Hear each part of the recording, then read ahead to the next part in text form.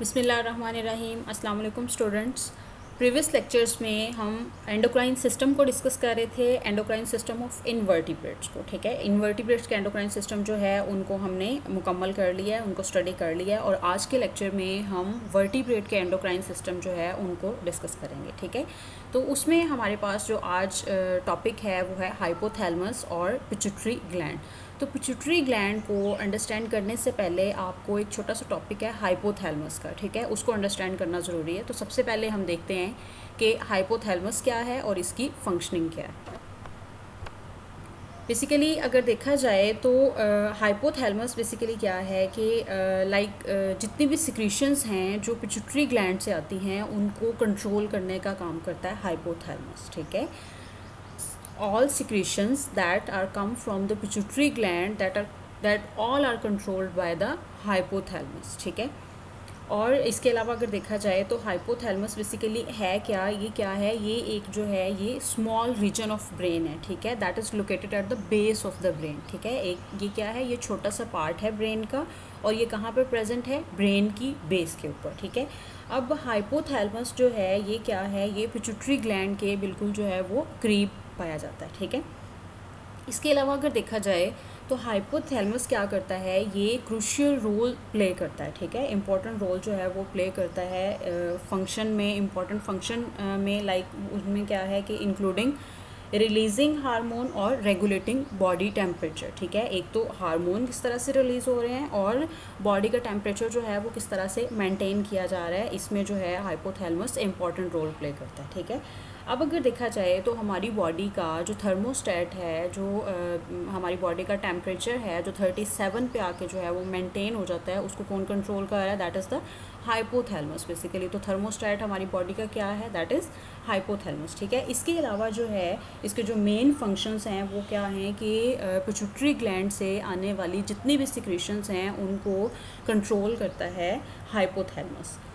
अगर नेक्स्ट देखा जाए इसमें तो इसमें है कि हाइपोथैलेमस जो हैं ये क्या हैं, ऐसे हार्मोन्स हैं और ऐसे नर्व सिग्नल्स हैं जो क्या करते हैं, वो पिट्यूटरी से आने वाली जितनी भी सिक्रीशंस हैं उनको क्या करते हैं, कंट्रोल करते हैं। सिंपली इस तरह से कहा जाता है कि पिट्यूटरी सिक्रीशंस को कौन कंट्रोल कर रहा है, न हाइपोथैलेमस तो कंट्रोल कर रहा है, हाइपोथैलेमस में कौन कंट्रोल कर रहा है, तो वो हाइपोथैलेमस में जो हैं वो नर्व सिग्नल्स प्रेजेंट हैं जो क्या करते हैं, पिट्यूटरी से आने वाली सिक्रीशंस को कंट्रोल करने का काम करते हैं। पोस्टीरियर पिट्यूटरी जो है इसको कौन कंट्रोल करता है, इसमें जो हाइपोथैलेमस से आने वाली जितनी भी नर्व सिग्नल्स हैं उनको कौन कंट्रोल करता है, पोस्टीरियर पिट्यूटरी। और इसके अलावा अगर इंटीरियर पिट्यूटरी की बात की जाए तो इंटीरियर पिट्यूटरी को कौन कंट्रोल कर रहा है कि जितनी भी सिक्रीशंस हैं, जो हार्मोन से जितनी भी सिक्रीशंस आती हैं उनको इंटीरियर पिट्यूटरी जो है, हाइपोथैलेमस के हार्मोन से जितनी भी सिक्रीशंस आती हैं उनको इंटीरियर पिट्यूटरी जो है वो कंट्रोल कर रहा होता है। ठीक है, अब हाइपोथैलेमस में जो है वो हार्मोन्स कौन कौन से प्रेजेंट हैं जो इन सिक्रीशंस को, इंटीरियर पिट्यूटरी के सिक्रीशंस को कंट्रोल कर रहे हैं, तो वो हैं हमारे पास हाइपोथैलेमस रिलीजिंग हार्मोन और हाइपोथैलेमस इनहिबिटिंग हार्मोन। ठीक है, इसको आप HRH और HIH से भी रिप्रेजेंट कर सकते हैं शॉर्ट फॉर्म से। तो इसका मतलब बेसिकली क्या हुआ कि नर्व सिग्नल्स और हार्मोनल एक्शंस, नर्व सिग्नल्स और हार्मोन्स जो हैं ये दोनों मिलके क्या करते हैं कि ये जो हाइपोथैलेमस की जो सिक्रीशंस हैं उसको कंट्रोल करने का काम करते हैं। बोथ टाइप ऑफ सिक्रीशंस, जिसमें हमारे पास पोस्टीरियर पिट्यूटरी के सिक्रीशंस और इंटीरियर पिट्यूटरी के सिक्रीशंस दोनों आ जाती हैं। अब जब हम ये हार्मोन्स की बात कर रहे हैं जो हाइपोथैलेमस में प्रेजेंट हैं, that is the hypothalamus releasing hormone और हाइपोथैलेमस इनहिबिटिंग हार्मोन। ठीक है, अब ये जो हार्मोन्स हैं ये कहाँ पे बन रहे हैं और कहाँ से आ रहे हैं, ठीक है, इनको बनाने वाला कौन है, ये हाइपोथैलेमस ही इनको बना रहा है। ठीक है, और यही इनको रिलीज़ कर रहा है। अब अगर देखा जाए तो ये जो हार्मोन्स हैं जो हाइपोथैलेमस बना रहा है, हाइपोथैलेमस रिलीजिंग हार्मोन और हाइपोथैलेमस इनहिबिटिंग हार्मोन, इनको क्या करता है फिर वो फर्दर जो है वो पास ऑन कर देता है टुवर्ड्स द पिट्यूटरी ग्लैंड। ठीक है, तो इससे क्या होगा कि इंटीरियर पिट्यूटरी क्या करता है, उसके रिस्पॉन्स के अकॉर्डिंग जो है वो फिर सिक्रीशंस प्रोड्यूस करना शुरू कर देता है या फिर जो सिक्रीशंस हैं उनको रिलीज़ करना जो है वो बंद कर देता है। पोस्टीरियर पिट्यूटरी के केस में हमने बात की कि सिक्रीशंस जो हैं वो नर्व सिग्नल्स के थ्रू जो है वो ट्रैवल करती हैं, ठीक है। जबकि ये जो इंटीरियर पिट्यूटरी है इसमें सिक्रीशंस और हार्मोन्स जो हैं वो किस तरह से ट्रैवल करेंगे इंटीरियर पिट्यूटरी की तरफ, इसको हम डिस्कस करेंगे। तो इसमें बेसिकली क्या होता है कि अगर आप ये स्ट्रक्चर देखें, ये जो आपको एक स्ट्रक्चर नज़र आ रहा है, इसमें अगर आप देखें तो इसमें जो है वो आपको नज़र आएगा कि यहाँ पे क्या है, ये जो है हाइपोथैलेमस जो है वो मौजूद है, ठीक है, बेस ऑफ द ब्रेन के ऊपर। तो हाइपोथैलेमस से निकलने वाली जो माइन्यूट स्मॉल ब्लड वेसल्स हैं वो क्या करती हैं, उन्हें कहा जाता है that is the hypothalamic hypophyseal blood vessels का नाम दिया जाता है, ठीक है। ये कौन सी ब्लड वेसल्स हैं जो हमारे पास जो हैं वो हाइपोथैलेमस से निकलने वाली माइन्यूट ब्लड वेसल्स हैं, उन्हें क्या कहा जाता है, हाइपोथैलेमिक हाइपोफाइजियल ब्लड वेसल्स, ठीक है। अब आपको इस बात का पता है, पहले भी आप लोग पढ़ चुके हैं इसको, कि जो पिट्यूटरी ग्लैंड है इसको हाइपोफाइसिस भी कहा जाता है, ठीक है।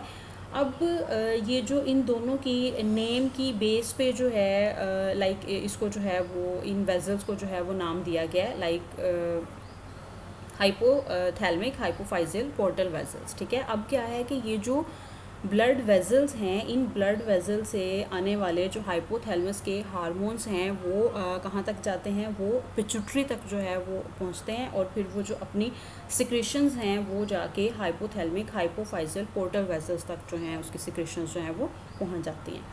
अब अगर देखा जाए तो इसमें जो इंटीरियर पिट्यूटरी है, इंटीरियर पिट्यूटरी के जो हार्मोन्स हैं, जो पोस्टीरियर रिलीजिंग हार्मोन और इसके अलावा पिट्यूटरी इनहिबिटिंग हार्मोन जो हैं ये क्या करते हैं, ये एक्ट करते हैं ग्लैंडुलर सेल्स के ऊपर, और फिर जो हैं वो उसके अकॉर्डिंग जो है वो रिस्पॉन्स शो करते हैं, लाइक उन्होंने सिक्रीशंस जो हैं वो स्टार्ट करते हैं रिलीज़ करना, या फिर उसको सिक्रीशंस को रिलीज़ करना बिल्कुल जो है वो स्टॉप कर देते हैं।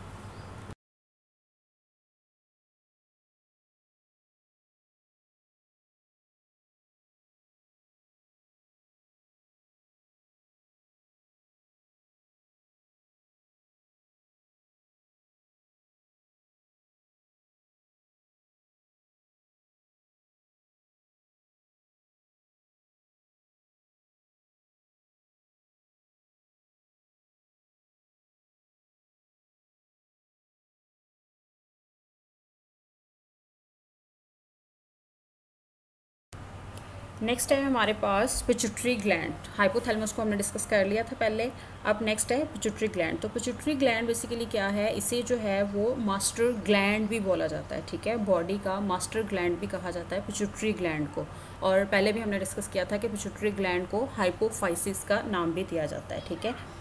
अब अगर देखा जाए कि ये जो पिट्यूटरी ग्लैंड है इसको मास्टर ग्लैंड क्यों कहा जाता है बॉडी का, क्योंकि ये जो है ये सिक्रीशंस जो है वो प्रोड्यूस करता है खुद से, ठीक है। एक तो सिक्रीशंस प्रोड्यूस करता है, और उसके अलावा एंडोक्राइन ग्लैंड से आने वाली जितनी भी सिक्रीशंस होती हैं उनको क्या करता है, कंट्रोल करता है, और इसी वजह से इसे जो है वो मास्टर ग्लैंड कहा जाता है, ठीक है। अब देखा जाए तो पिट्यूटरी ग्लैंड है क्या, ठीक है। पिट्यूटरी ग्लैंड क्या है, ये स्मॉल पी साइज्ड ग्लैंड है, ठीक है। इसका स्ट्रक्चर अगर आप देखें, ये आपको स्ट्रक्चर नज़र आ रहा है, तो ये जो रेड डॉट आपको छोटा सा नज़र आ रहा है ये क्या है, ये स्मॉल पी लाइक स्ट्रक्चर जो है वो नज़र आ रहा है, ठीक है। तो ये क्या है, ये पी साइज्ड ग्लैंड है, पिट्यूटरी ग्लैंड, ओके। और इसके अलावा क्या करता है कि ये बॉडी में डिफरेंट जो फंक्शंस हैं, वाइटल रोल जो हैं वो प्ले करने का काम करता है, ठीक है, इंपॉर्टेंट फंक्शंस को कंट्रोल करता है। और इसके अलावा इसका जो साइज़ है वो क्या है, वो बहुत जो है वो छोटा सा है, बिल्कुल माइन्यूट, ठीक है। वो क्या है, वो 1 सेंटीमीटर इन डायमीटर इसका साइज़ है, ठीक है। और इसके अलावा इसका वेट अगर देखा जाए पिट्यूटरी ग्लैंड का, तो वो है 0.5 to 1 ग्राम इन वेट, ठीक है। तो ये बेसिकली कुछ पिट्यूटरी ग्लैंड का हमने बेसिक जो है वो इंट्रो देखा। और इसके अलावा अगर देखा जाए तो इसकी पोजीशन क्या है, लोकेशन क्या है, कहाँ पे प्रेजेंट होता है, ये बेस ऑफ द ब्रेन पे प्रेजेंट होता है।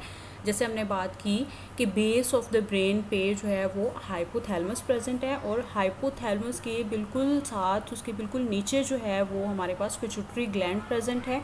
और ये जो पिट्यूटरी ग्लैंड है ये हाइपोथैलेमस के साथ किस तरह से कनेक्ट हुआ है, किसके साथ कनेक्ट हुआ है, with the help of pituitary stock.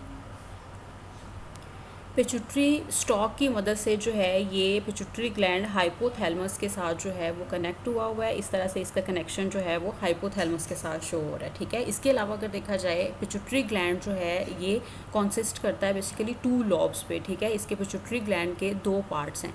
ये क्या है, इसकी यहाँ पे जो है वो 2 लोब्स बनी हुई होती हैं, ठीक है।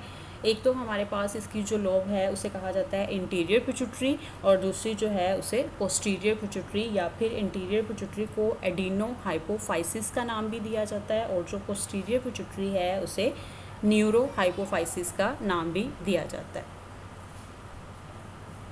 अब ये जो हमारे पास एडिनो हाइपोफाइसिस है ये लाइक जो इंटीरियर पिट्यूटरी है ये क्या होती है, ये कंट्रोल होता है हार्मोनल एक्शन के थ्रू, ठीक है। इन्हें क्या कौन कंट्रोल करते हैं, हार्मोन्स। जबकि जो पोस्टीरियर पिट्यूटरी है, जो न्यूरो हाइपोफाइसिस है, इसको कंट्रोल किया जाता है through nerve signals.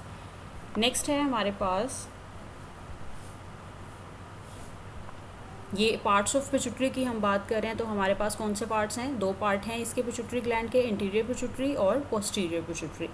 Interior pituitary को एडिनो हाइपोफाइसिस भी कहा जाता है और पोस्टीरियर पिट्यूटरी को न्यूरो हाइपोफाइसिस भी। और इंटीरियर पिट्यूटरी और पोस्टीरियर पिट्यूटरी के दरमियान में जो रीजन प्रेजेंट होता है उसे कहा जाता है पारस इंटरमीडिया। और ये जो पारस इंटरमीडिया है ये कहाँ पे प्रेजेंट होता है, इसकी लोकेशन क्या है, between interior and posterior pituitary, ठीक है। इन दोनों के दरमियान में प्रेजेंट होता है पारस इंटरमीडिया, ठीक है। इसमें क्या होता है कि ये जो पारस इंटरमीडिया है ये मोस्टली ह्यूमंस के केस में क्या होता है, ये एब्सेंट होता है, ठीक है। या तो एब्सेंट होगा, अगर प्रेजेंट होगा तो बहुत ही रिड्यूस्ड फॉर्म में जो है ये प्रेजेंट होगा, ठीक है। इसके अलावा ये जो पारस इंटरमीडिया है ये प्रेजेंट कहाँ पे होता है, ये जो लोअर एनिमल्स है वहाँ पे प्रेजेंट होता है, ठीक है। ये पारस इंटरमीडिया जो है ये क्या है, ये एक ग्लैंडुलर टिश्यू है, ठीक है। ये क्या है, ये ग्लैंडुलर टिश्यू के तौर पे जो है वो एक्ट करता है। अब ग्लैंडुलर टिश्यू के तौर पे जब एक्ट करेगा तो क्या होगा कि मोस्टली वो वाले एनिमल्स जिनमें ये एबिलिटी होती है कि वो अपना कलर चेंज कर सकें, ठीक है, जिनमें कैमोफ्लेज की जो एबिलिटी होती है, ठीक है, जो जिनमें कलरेशन की एबिलिटी होती है कि वो अपना कलर चेंज कर सके, तो उनमें क्या होता है कि ये पारस इंटरमीडिया जो है उसकी कलरेशन को कंट्रोल करने का काम करता है, ठीक है।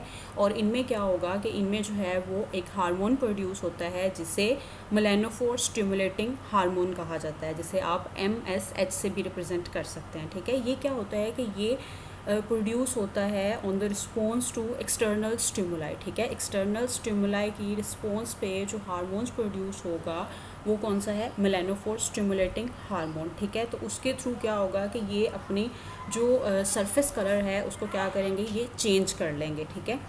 तो वो वाले ऑर्गेनिजम्स या वो वाले एनिमल्स जिनमें ये एबिलिटी होती है कि वो अपने सरफेस कलर्स जो हैं उनको चेंज कर लें, या कलरेशन की जिनमें एबिलिटी होती है कि वो एक्टिवली अपना कलर जो है वो चेंज कर लें टू वॉर्न द प्रीडेटर, या फिर मिमिक्री के पर्पज़ के लिए, या फिर कैमोफ्लेज के लिए, ठीक है। तो उनमें क्या होता है कि ये जो मेलानोफोर स्टिमुलेटिंग हार्मोन है इसकी जो क्वांटिटी है, जो अमाउंट है वो क्या है, वो अबंडेंटली जो है वो प्रेजेंट होती है। नेक्स्ट है हमारे पास hormones of hormones of pituitary, ठीक है। पिट्यूटरी ग्लैंड के जो हार्मोन्स हैं उनको हम इसमें डिस्कस करेंगे, ठीक है। तो हार्मोन्स जो ऑफ इंटीरियर पिट्यूटरी जो हैं उन्हें true endocrine part of pituitary gland भी कहा जाता है, ठीक है। इंटीरियर पिट्यूटरी के हार्मोन को true endocrine part of pituitary gland क्यों कहा जाता है, क्योंकि जो इंटीरियर पिट्यूटरी है वो क्या करते हैं, उनमें ये एबिलिटी होती है कि वो ज़्यादा अमाउंट में हार्मोन्स जो हैं वो रिलीज़ कर सकते हैं, ठीक है। अगर इसका कंपैरिजन जो है वो किया जाए पोस्टीरियर पिट्यूटरी के साथ, तो पोस्टीरियर पिट्यूटरी में क्या होता है कि उसमें ये एबिलिटी नहीं होती कि वो लार्ज अमाउंट में हार्मोन्स रिलीज़ कर सकें, बल्कि वो क्या करते हैं, जो पोस्टीरियर पिट्यूटरी होते हैं वो हार्मोन को स्टोर करने का काम करते हैं, ठीक है। बेसिकली वो क्या करते हैं, वो स्टोरेज का काम करते हैं, जबकि जो इंटीरियर पिट्यूटरी है उसमें ये एबिलिटी होती है कि वो लार्ज अमाउंट में हार्मोन्स रिलीज़ कर सकें, ठीक है। और यही वजह है कि इस वजह से इंटीरियर पिट्यूटरी को ट्रू एंडोक्राइन पार्ट जो है पिट्यूटरी ग्लैंड का कहा जाता है, ठीक है। अब अगर देखा जाए तो ये जो ट्रू एंडोक्राइन पार्ट है पिट्यूटरी ग्लैंड का, ये क्या करता है, ये सिंथेसाइज करता है मोर टाइप ऑफ हार्मोन्स, ठीक है। उनमें जो हैं वो 6 टाइप ऑफ हार्मोन्स जो हैं वो इंक्लूड होते हैं, ठीक है। वो कौन से हैं, ग्रोथ हार्मोन्स हैं इसमें, और इसके अलावा प्रोलेक्टिन है, और थायराइड स्टिमुलेटिंग हार्मोन, और थायराइड स्टिमुलेटिंग हार्मोन के अलावा इसमें जो है वो एड्रीनो कॉर्टिकोट्रोपिक हार्मोन और गुनेडो कॉर्टिकोट्रोपिक हार्मोन, और इसके अलावा ये जो फॉलिकल स्टिमुलेटिंग हार्मोन या फिर ल्यूटिनाइजिंग हार्मोन जो हैं, ये मेजर 6 टाइप्स जो हैं नॉन ट्रॉपिक हार्मोन। नेक्स्ट बचे हमारे पास ट्रॉपिक हार्मोन। तो ट्रॉपिक हार्मोन्स जो हैं इसमें फर्स्ट ट्रॉपिक हार्मोन है दैट इज थायरोट्रोपिन हार्मोन, या टाइप्स ऑफ TSH का नाम की दिया जाए जाता तो है उनकी इसे। थायराइड के बेस पे जो है ठीक है, वो हार्मोन्स को जो है थायरोट्रोपिन हार्मोन जो है ये कैटेगराइज इसके नेम से इंडिकेट हो रहा है कि ये क्या पास ये कहाँ पे प्रोड्यूस होता है, पिट्यूटरी में, ठीक है, on the basis of their functioning के एतबार से हार्मोन जो है वो में, ठीक है, कैटेगरी में डिवाइड किया गया है। फर्स्ट है हमारे पास ट्रॉपिक हार्मोन, नेक्स्ट ट्रैवल करेगा थायराइड नॉन ट्रॉपिक ट्रॉपिक ठीक है, ठीक है। तो और इसमें फिर थायराइड हार्मोन जो है वो क्या क्या करेगा, थायराइड हार्मोन को स्टिमुलेट कर देगा, ठीक है, स्टिमुलेट करेगा उसकी सिक्रीशंस को, कि वो सिक्रीशंस जो है वो प्रोड्यूस करना शुरू कर दें, ठीक है। इससे क्या होगा कि ये स्टिमुलेट करेगा थायराइड ग्लैंड की डेवलपमेंट को, और फिर उसकी सिक्रीशंस को जो है वो भी स्टिमुलेट करेगा, और इसके थ्रू क्या होगा कि थायराइड हार्मोन जो है वो क्या प्रोड्यूस करेगा, थायरॉक्सिन, ठीक है। अब जब थायराइड हार्मोन जो है वो थायरॉक्सिन प्रोड्यूस करना स्टार्ट कर देगा, तो थायरॉक्सिन की प्रोडक्शन जो है वो क्या हो जाएगी, वो बॉडी में इंक्रीज़ होना शुरू हो जाएगी, ठीक है। और जब थायरॉक्सिन क्या है, ये मेन हार्मोन है थायराइड ग्लैंड का, ठीक है। थायरॉक्सिन क्या है, थायराइड ग्लैंड का मेन हार्मोन है, और ये क्या करता है, ये बॉडी में डिफरेंट फंक्शनिंग को परफॉर्म करने का काम करता है। इसके अलावा नेक्स्ट जो ट्रॉपिक हार्मोन है हमारे पास, दैट इज़ द एड्रीनोकॉर्टिकोट्रोपिक हार्मोन, जिसे ACTH भी कहा जाता है, ठीक है। ये भी ट्रॉपिक हार्मोन है, और ये क्या करता है, ये एड्रीनल ग्लैंड को स्टिमुलेट करता है, ठीक है। और ये प्रेजेंट कहाँ पे होता है, इसकी लोकेशन क्या है कि ये किडनी के बिल्कुल ऊपर जो है वो ऊपर की सरफेस पे प्रेजेंट होता है, लाइक किडनी टॉप के ऊपर प्रेजेंट होता है एड्रीनल ग्लैंड। अब ये क्या करेगा, ये सिक्रीशंस जो हैं ACTH की, वो क्या करेंगी, वो स्टिमुलेट करेंगी एड्रीनल ग्लैंड को, ठीक है। ACTH की सिक्रीशंस ने क्या किया, एड्रीनल ग्लैंड को स्टिमुलेट किया, और फिर उसमें जो हार्मोन है लाइक ग्लूकोकॉर्टिकॉइड और कॉर्टिसोल हार्मोन जो है उसको क्या करेंगे, ये एड्रीनल ग्लैंड कंट्रोल करने का काम करेंगे। अब ये जो ग्लूकोकॉर्टिकॉइड या कॉर्टिसोल हार्मोन है, ये क्या करते हैं, ये बॉडी में जो मिनरल और ग्लूकोज लेवल है उसके बैलेंसेस को कंट्रोल करने का काम करते हैं, कौन, ग्लूकोकॉर्टिकॉइड और कॉर्टिसोल हार्मोन। अब ये जो कॉर्टिकोट्रोपिक रिलीजिंग फैक्टर है हाइपोथैलेमस से, ये क्या करेगा, ये जो ACTH की सिक्रीशंस हैं उनको कंट्रोल करने का काम करेगा। अब अगर देखा जाए तो ये जो CRF है, जिसे हम कॉर्टिकोट्रोपिन रिलीजिंग फैक्टर का नाम दे रहे हैं, ये इटसेल्फ खुद जो है ये डिपेंड करता है किसके ऊपर, फीडबैक मैकेनिज़्म के ऊपर। ACTH की हम बात कर रहे हैं कि ये इटसेल्फ किस पर डिपेंड कर रहा है, फीडबैक मैकेनिज़्म के ऊपर। तो हम देखते हैं कि ये किस तरह से फीडबैक मैकेनिज़्म के ऊपर डिपेंड कर रहा है, ठीक है।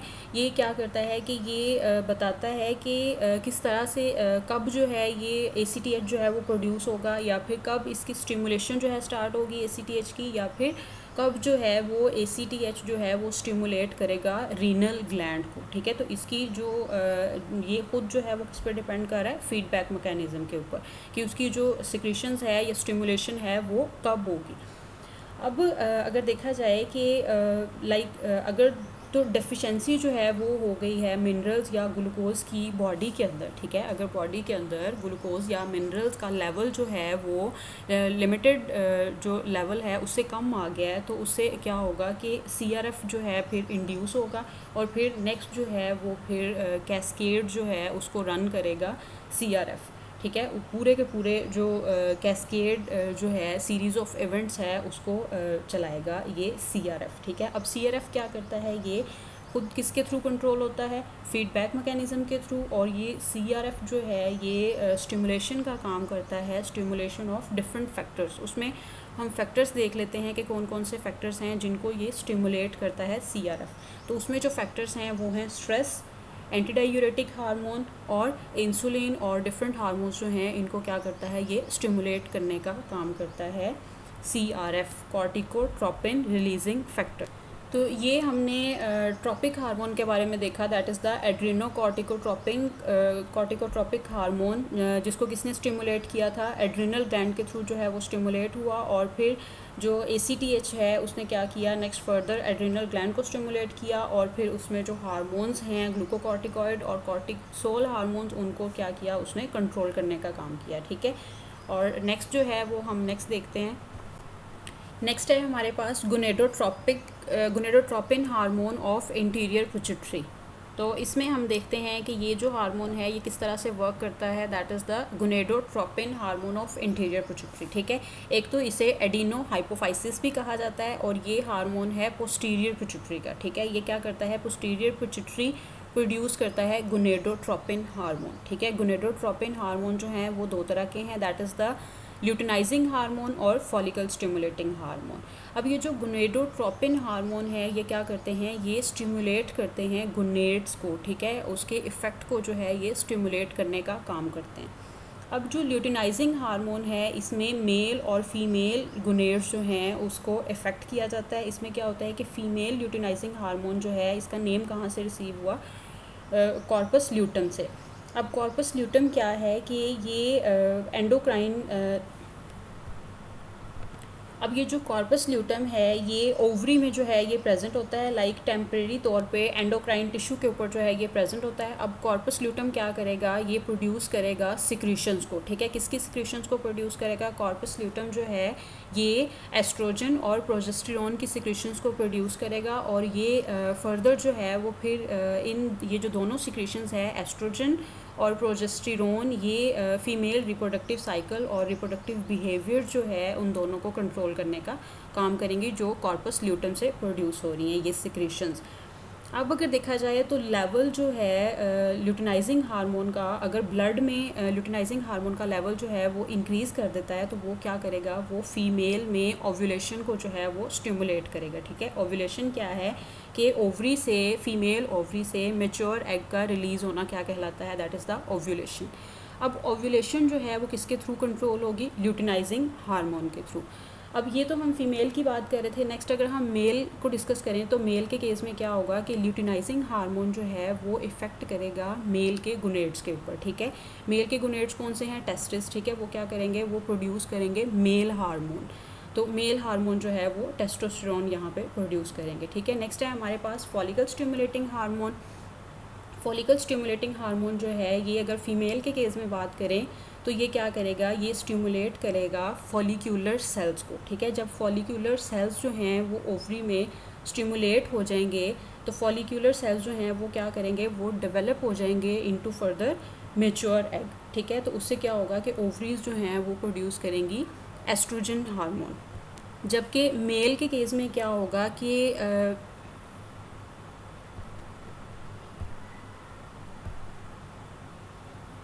जबकि मेल के केस में क्या होगा कि ये जो फॉलिकल स्टिमुलेटिंग हार्मोन है ये क्या करेगा, ये स्टिमुलेट करेगा जो टेस्टिस के सेल्स हैं उनको कि वो प्रोड्यूस करें स्पर्म प्रोडक्शन को, ठीक है। जो गुनेडल लाइक मेल गैमीट है उसको प्रोड्यूस करें, लाइक वो क्या करेंगे फिर स्पर्म प्रोडक्शन जो है वो स्टार्ट कर देंगे, और इस तरह से ये जो है ये गुनेडोट्रोपिन हार्मोन जो है इंटीरियर पिट्यूटरी का वर्क करेगा, जिसमें गुनेडोट्रोपिन हार्मोन जो है वो इन्वॉल्व हैं एडिनो हाइपोफाइसिस के, जिसमें ल्यूटिनाइजिंग हार्मोन और जो टाइप्स ऑफ हार्मोन्स को बच्चे हम डिस्कस कर रहे थे। तो इसमें जो हार्मोन्स की टाइप्स हैं वो दो तरह के हार्मोन्स जो हैं हमारे पास प्रेजेंट हैं, ट्रॉपिक हार्मोन्स और नॉन ट्रॉपिक हार्मोन्स। तो सबसे पहले हमारे पास हैं ट्रॉपिक हार्मोन्स। ट्रॉपिक हार्मोन्स ऐसे हार्मोन्स हैं जो क्या करते हैं, जिनका प्राइमरी टारगेट जो है वो क्या होता है, कोई और एंडोक्राइन ग्लैंड होता है, ठीक है। इनका क्या होता है कि जो पिट्यूटरी हार्मोन्स हैं वो क्या करते हैं, वो कंट्रोल करते हैं किसी और ग्लैंड के सिक्रेशंस को, ठीक है। लाइक उनका प्राइमरी टारगेट ही कोई और एंडोक्राइन ग्लैंड है, तो किसी और जो एंडोक्राइन ग्लैंड है उसके सिक्रेशंस को ये जो ट्रॉपिक हार्मोन्स हैं वो कंट्रोल करते हैं, ठीक है।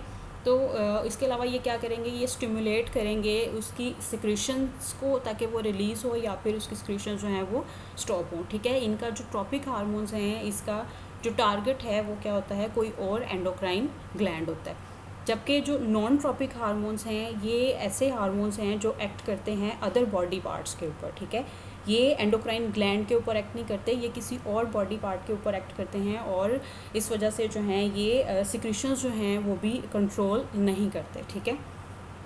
अब अगर हम बात करें ट्रॉपिक हार्मोन्स की, तो ट्रॉपिक हार्मोन्स में जो हैं हमारे पास 4 टाइप के जो हैं वो हार्मोन्स आते हैं। 4 हार्मोन्स इंक्लूड हैं ट्रॉपिक हार्मोन्स में, that are follicle stimulating hormone, luteinizing hormone, adrenocorticotropic hormone और थायराइड स्टिमुलेटिंग हार्मोन, ठीक है। ये जो हैं ये 4 हार्मोन्स ट्रॉपिक हार्मोन्स में इन्वॉल्व हैं, और ये क्या करते हैं, ये स्टिमुलेट करते हैं डिफरेंट एंडोक्राइन फंक्शनिंग को। जबकि जो नॉन ट्रॉपिक हार्मोन्स हैं इनमें जो हैं वो 2 तरह के हार्मोन्स आते हैं। फर्स्ट है हमारे पास ग्रोथ हार्मोन और सेकंड है प्रोलैक्टिन हार्मोन।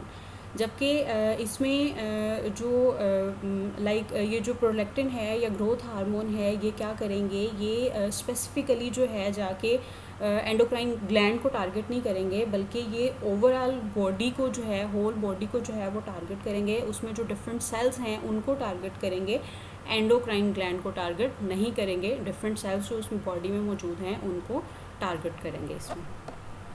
तो फर्स्ट है हमारे पास ग्रोथ हार्मोन, ठीक है, जिसे सोमेटोट्रोपिन हार्मोन का नाम भी दिया जाता है। सबसे पहले हम इसमें डिस्कस कर लेते हैं जो नॉन ट्रॉपिक हार्मोन्स हैं उनको, ठीक है। तो नॉन ट्रॉपिक हार्मोन में फर्स्ट हार्मोन जो है वो है ग्रोथ हार्मोन, जिसे GH से रिप्रेजेंट भी किया जाता है या फिर इसे STH से रिप्रेजेंट भी किया जाता है। Another name of growth hormone is the somatotropin hormone.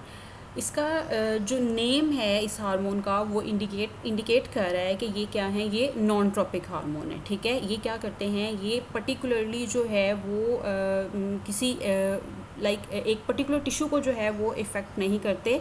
ये क्या करते हैं, ये ऑल तमाम बॉडी के जितने भी टिश्यूज़ हैं उनको इफ़ेक्ट करते हैं, उन टिश्यूज़ को इफ़ेक्ट करते हैं जिनका कंसर्न किसके साथ होता है, ग्रोथ के साथ, ठीक है।